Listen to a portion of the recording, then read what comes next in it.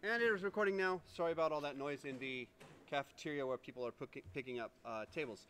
Now this is an eye, we're going to go through the process of drawing an eye like this. So please pay attention. So we can use our Ticonderoga pencil or whatever.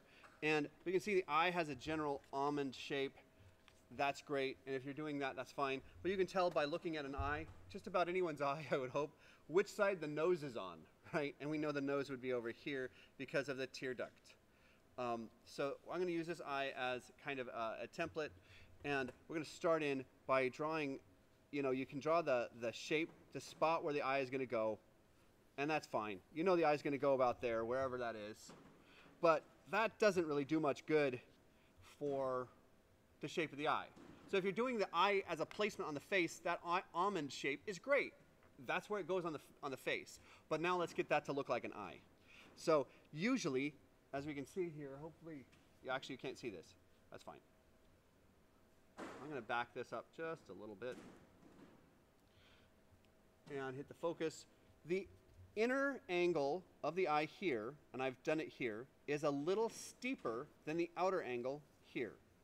The north toward the nose usually curves a little bit more than away from the nose, and the bottom angle of the eye is a little bit more level. This is a generalization. Are there exceptions? There's probably mostly exceptions, but but this is kind of a good guideline. So we're going to start with that angle out here like this, and an angle kind of like this, and an angle like that. So that's where my eye is going to start. Hopefully you can see those. Can you see those? That's these angles here. And now I'm going to, after I get that in, I'm going to start drawing the shape of the eye within that. So an eye is a ball, right? It's a sphere. Here's the weird thing. This corner of the eye, this is where people get things messed up all the time, with very few exceptions. They make this corner too sharp. This corner, this very edge of the corner here, is obtuse. It is greater than 90 degrees. Now the general shape of the eye has a very slanted shape. It's very curved or whatever, but here in the very corner it is obtuse. That means it's greater than 90 degrees in the very far corner.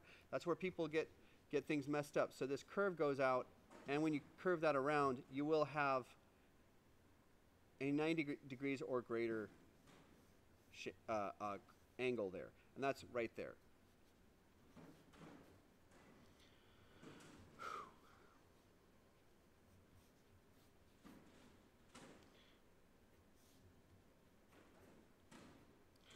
All right, tear duct.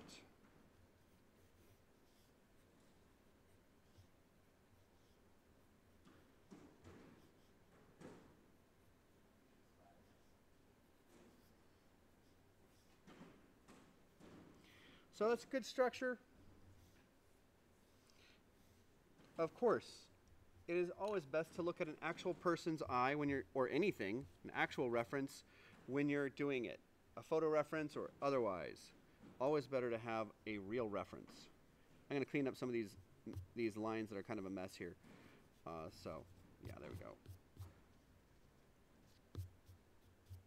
Okay, now we want to locate that iris. Here's the other thing is that the iris, the pupil of the eye, here's kind of the center of my crease, right? You see what I mean here? That's sort of the center. The pupil is above center. So here's kind of the center of my eye there, and the pupil is going to be a little above center. That means the iris, which fills up most of the white of the eye, it rests just below the lower lid. And we think of a complete circle. You don't have to draw the top part of the circle, but you need to think about the top part of the circle. So that's the center of my eye. And you could even grab a caliper if you want to, or a compass. This is a caliper, not a compass, but it will gesture it properly. There's a center there, and you see what I'm doing here. And you can kind of sense that. And that's pretty accurate. That's close enough. A little weird over here, but that's pretty close. Yep, there we go. just outside that line. So you can use something like that if you want to. There's that middle section. There again up here.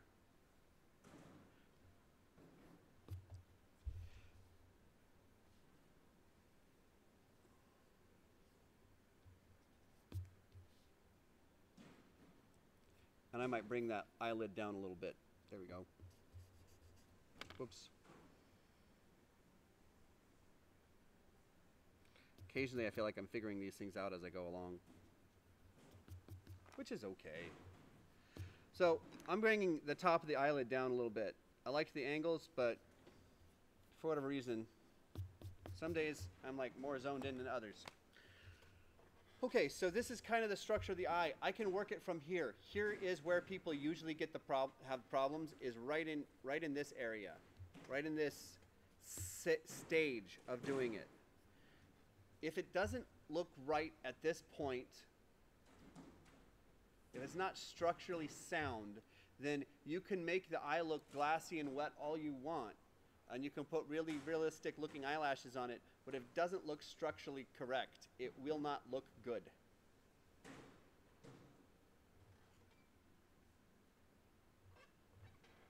Does that make sense? So get this to this point and make sure that that's looking how you want it to. I'm actually going to bring that edge in a little bit. I'm stretched out too far here, and some of you are probably as well. So the corrections sometimes are important, because seeing it done right is great, but seeing somebody fix errors, I'm going to move the edge of that eye in a little bit, and I think that will help. So make sure your eye is not too wide, too far across. There we go. And I'm going to kind of shade these in here. Now, with my pencil, I'm going to do a nice dark line up at the top.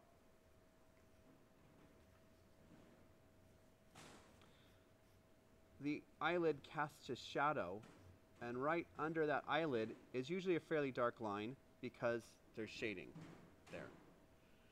I'm going to put a line down in here too, because that's the edge of that ball, and a line in here. The lower eyelid does not need as dark of a line because the light is usually hitting it. I'm going to draw some lines kind of that follow along here, leaving some light in there, so it looks a little moist. Yeah, just lean into a word like moist.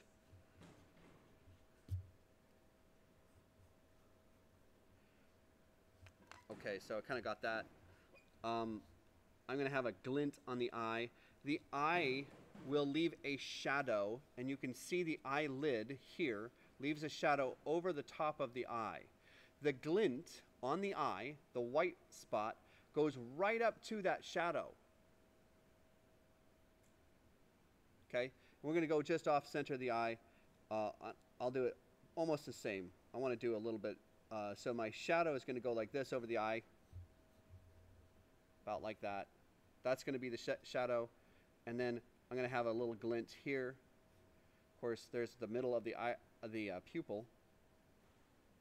So around that, I'm just going to structure. There again, like I said, this is not a gesture drawing at all. This is just a kind of step-by-step structural drawing.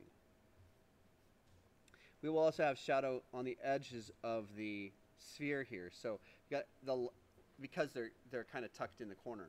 So the eyeshadow will come across and it will shade downward. Does this make sense so far? Good. We're going to darken in that, I'm going to darken the pupil. Just completely fill it in as black as you can, going around that glint there.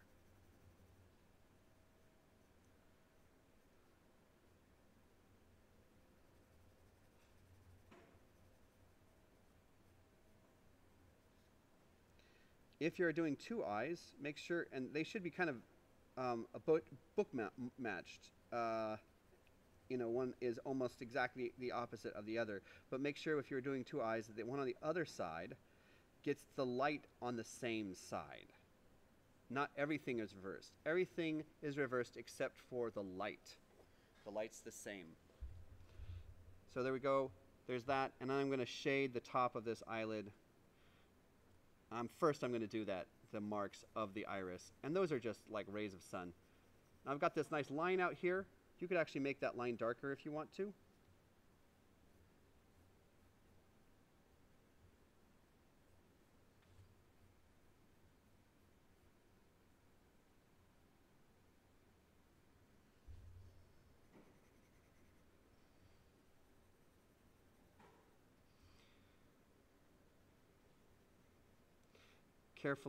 I'm trying to be careful not to wreck my glint color, like the light reflected on the eyelid. So just leave that blank. Better to do that than to have to erase it later. Although you can do that too.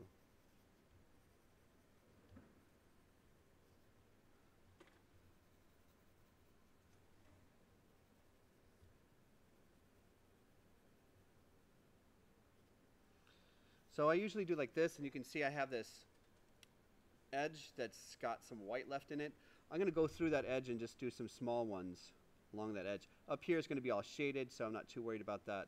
But a lot of people have a slightly different rim around their eyes. You guys ever notice that? Color or texture? Yeah. You ever notice that? That people have like that the iris shape, it actually, the rays, if you will, the colorful rays, change kind of, they have a variety of different shape and color as you go through it. It's not one exact pattern. You guys see what I'm saying? But it's usually at regular intervals, so like the way a flower would be. It's not one big giant petal, but the petals are kind of come in regular intervals.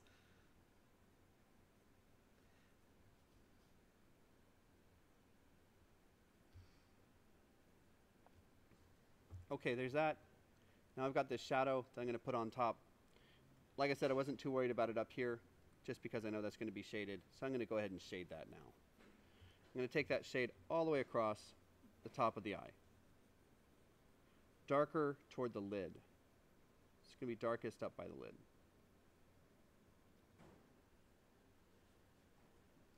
And I'm going to fade it to lighter as we come toward the middle of the eye.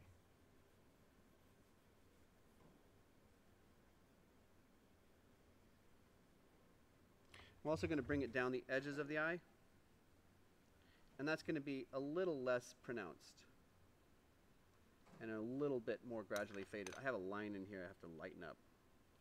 There we go.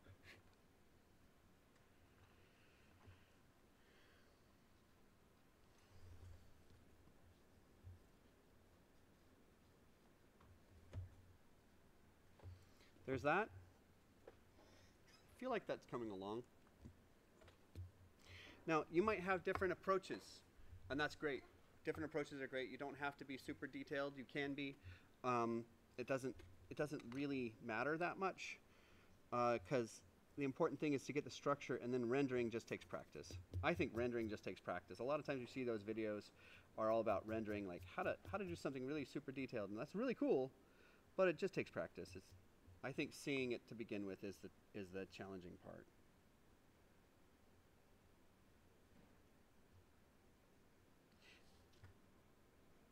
I don't want there to be a glowing spot through my shadow, so I'm going to even that up a little bit. And eventually I will use my blender. I'm going to make a little bit of a line here. And then we get to see more of the lower eyelid. So we've got a little crease here of the eyelid, and then we get to see more of the lower eyelid than the upper eyelid. We also don't get to see, and I'm just going to brush some of this stuff away. We also don't get to see the length of the eyelashes. Unless someone's curling their eyelashes, you don't really get to see the length of the eyelashes. And we're doing an unaffected eye, meaning no curls, no makeup. We're just trying to do a normal eye first. If you want to do makeup on the eye, do that on a different eye later. So this is a crease in the eyelid in the skin. and that might have some shadow in it and, you know, a faded look throughout. You can do wrinkles or something. I'm just going to leave those out probably for now. You can do shading underneath. I'm going to try to keep it pretty minimal because I just want to focus on the eye.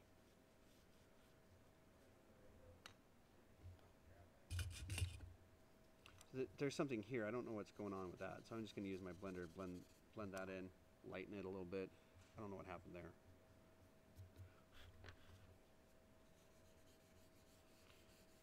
So if you want soft lines, using your blender can really help.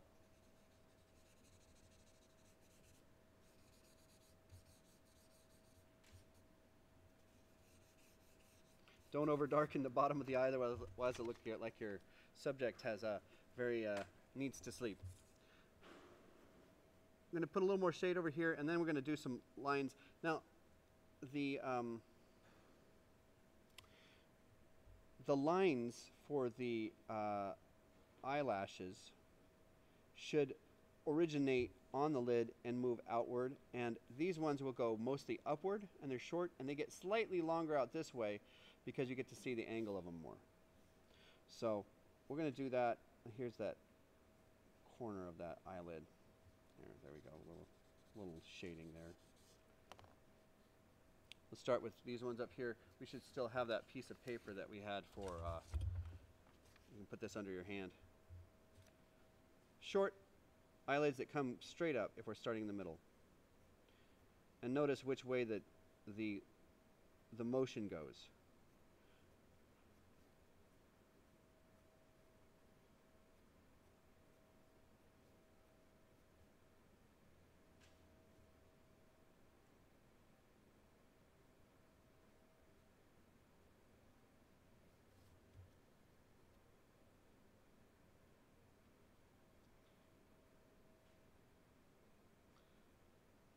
They should actually go right to the line there.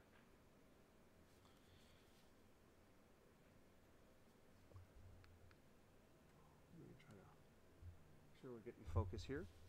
I'm going to do the same thing down here. Now this eyelid, you don't actually need to have this line around it drawn very much because the eyelashes will hopefully help create that.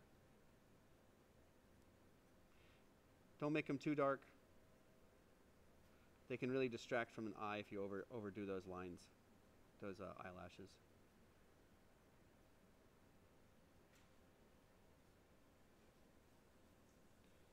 There again, like I said, I don't know if this is the best approach. This is my approach. This is an approach to drawing an eye.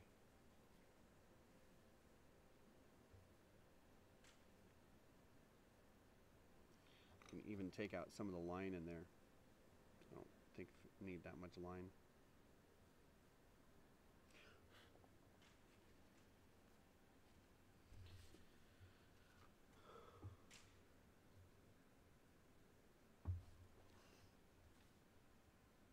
I think I like the one from last year better.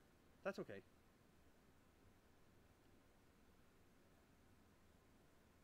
think I was maybe more relaxed or something. Some variety in that iris. Always kind of originating toward the center of the iris, the pupil for these lines.